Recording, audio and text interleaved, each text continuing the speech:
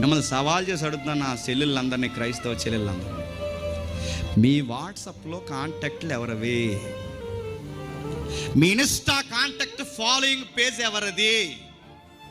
నువ్వు ఎట్లాంటి రీల్స్ చూస్తున్నావు?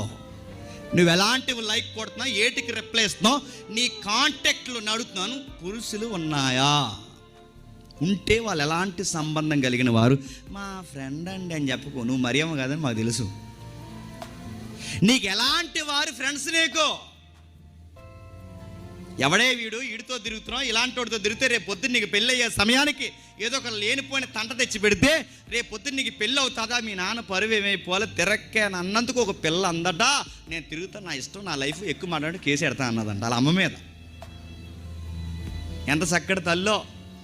మరో తల్లి అందట, తిరక్కే ఆ అబ్బాయిలు బండి ఎక్కి దిగుతున్నా, రేపు పొద్దున్న ఏమన్నా అయితే ఏమవుతుంది, నీతోనే పోతుందా, మా జీవితాలు కూడా రోడ్డు ఎక్కుతాయంటే అలా అత్తమాల వాళ్ళ అమ్మ అడుగుతుందని చెప్పి మెడక సున్ని ఏంచి బాయ్ ఫ్రెండ్ ఈవిడ కలిసి చంపేశాడు. ఎవరిని? వాళ్ళ అమ్మని.